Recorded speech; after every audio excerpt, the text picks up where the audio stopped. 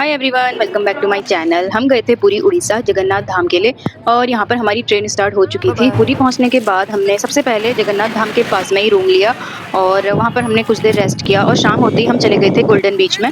और ये बीच भी हमारे रूम के और जगन्नाथ धाम के पास में ही है। सुबह होते ही हम लोग निकल पड़े थे जगन्नाथ धाम के लिए और यहाँ पे थोड़ा-सा हमें ऑटो से जाना था और हमने देखा यहाँ पे सुबह से ही भीड़ होना स्टार्ट हो गया था।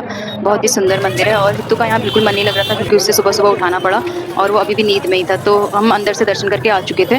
अंदर फ़ोन अलाउ नहीं था लेकिन अंदर बहुत ज़्यादा भीड़ थी। शाम होते ही हम लोग फिर से बीच में पहुँच गए और यहाँ पर एक भैया सैंड से इतने प्यारे भोलेनाथ बना रहे थे। बीच के किनारे बहुत मस्त हवा चल रही थी और बीच काफ़ी शांत है। सनसेट आज कुछ खास नहीं था क्योंकि बादल लगा हुआ था और इसके बाद यहाँ पर हमारी मस्ती शुरू हो गई थी। हित्तू बार-बार पानी में जा रहा था, वापस नहीं आ रहा था और उसके बाद उसके पापा ने और उसने दोनों ने पानी में खूब एंजॉय किया। यार हित्तू कितना तेज है, पानी में बहते-बहते एक नारियल आया, उसने फटक से उसे उठा लिया, हमें पता ही नहीं चला। और इसके बाद मैंने उससे बोला आजा थोड़ा-सा यहाँ पे मेरे संग फ़ोटो खींच, तो वो बिल्कुल नहीं रुक रहा था, बस इधर-उधर दौड़ने में ही था। मैं भी कुछ देर बाद यहाँ पर आके चेयर में बैठ गई और उन दोनों को देख रही थी मज़े से।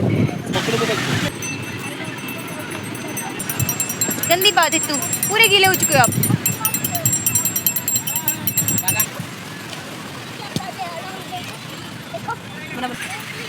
बीच में मस्ती करने के बाद हित्तू भी आ गया था, यहाँ पे सैंड से खेल रहा था और यहाँ पे हित्तू के पापा आ गए हीरो बन के।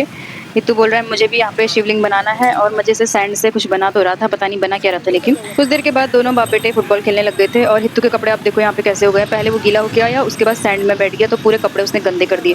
थोड़ी देर हम रोड के पास में बैठे, यहाँ पे काफ़ी मस्त हवा चल रही थी और बहुत लोग यहाँ पे बैठे हुए थे। फिर हम लोग खाना वाना खा के चले गए थे अपने होटल में। थोड़ी देर हम रिसेप्शन में बैठे, हित्तू के पापा का वेट कर रहे थे मैं और हित्तू। उसके बाद हम लोग रूम पे गए और हमने रेस्ट किया।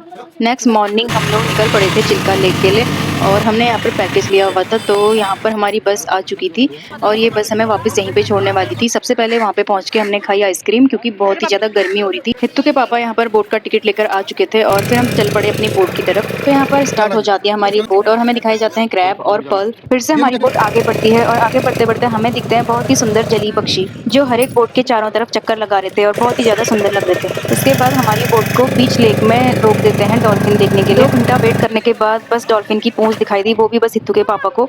और उसके बाद हम लोग फिर से बढ़ गए थे आगे। चिल्का लेक के दूसरी ओर हमें देखने को मिलता है बहुत ही सुंदर व्यू। यहाँ पर चीड़ के पेड़ थे जो बिल्कुल उत्तराखंड की याद दिला रहे थे। बहुत ही सुंदर व्यू था और हमने यहाँ पर बहुत सारी फोटोज ली और वीडियोस बनाई।